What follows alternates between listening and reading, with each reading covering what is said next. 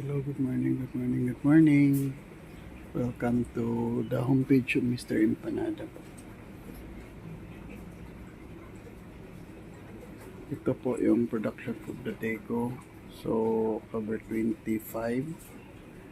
So, yeah, 25.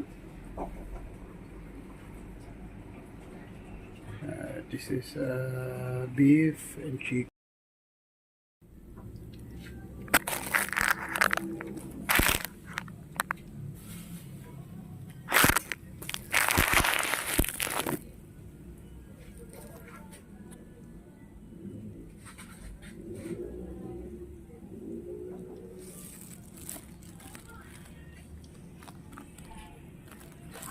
So guys, ito yung